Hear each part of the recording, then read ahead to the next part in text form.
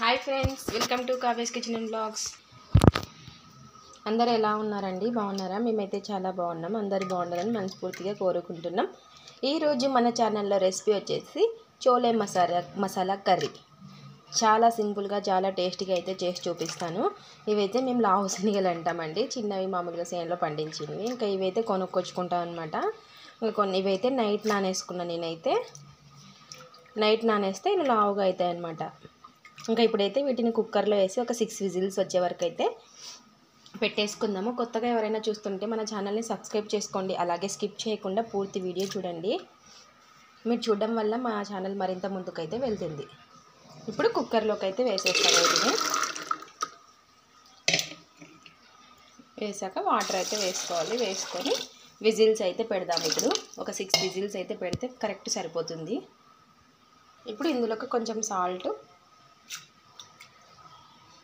వేసుకొని విజిల్ అయితే పెట్టేస్తాను.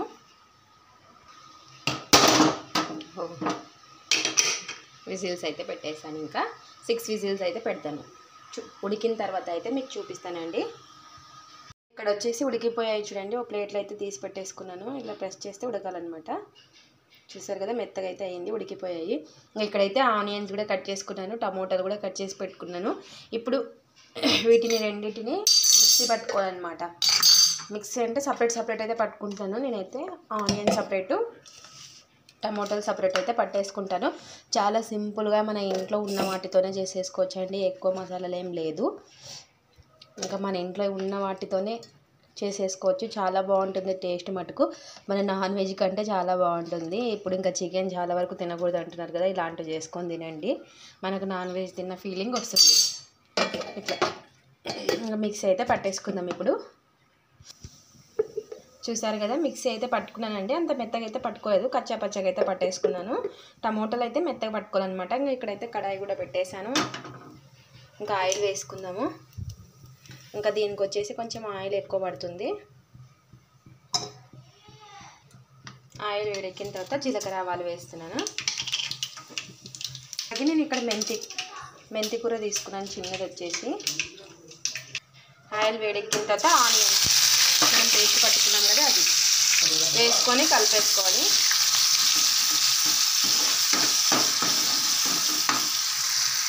అలాగే మెంతాకు నేనైతే చిన్నది తీసుకున్నాను.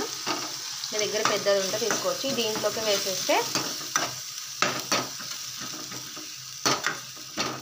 అంత చేదు అనేది ఉండదన్నమాట. చిన్న మెంతాకు కాబట్టి చేదు ఉంటుంది. దీంట్లోకి వేసేస్తే బాగా ఫ్రై అయిపోతుంది.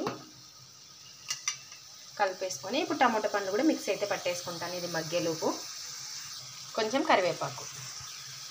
ఇలా ఫ్రై అయిన తర్వాత టమాటా పండ్ల పేస్ట్ కూడా వేయాలి, మనం మిక్సీ పట్టి పెట్టుకున్నది. వేసుకొని కలిపేసుకోవాలి, రెండు కలిసేలాగా. కొద్దిసేపు మగ్గించుకుందాం మూత పెట్టుకొని అయితే, పచ్చివాసన పోయే వరకు. ఇప్పుడు బాగా మగ్గిపోయిందండి. ఇప్పుడైతే కారం వేద్దాము. ఇప్పుడు మన టేస్ట్కి తగ్గట్టు కారము, ఒక పచ్చిమిర్చి, సాల్ట్ కొంచెం, పసుపు, ధనియాల పొడి, కొంచెం గరం మసాలా,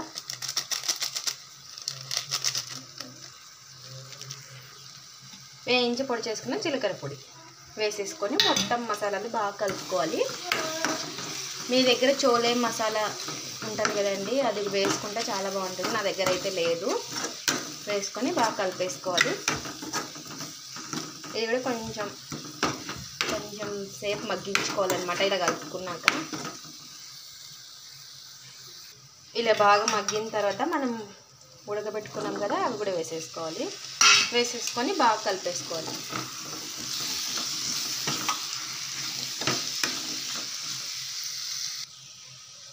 ఇలా బాగా కలిపేసుకున్నాక కొద్దిసేపు మూత పెట్టుకొని అయితే మగ్గించుకుందాము.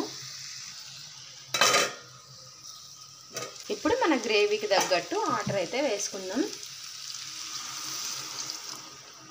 వేసుకొని కొద్దిసేపు ఉడికించుకుందాం. మరి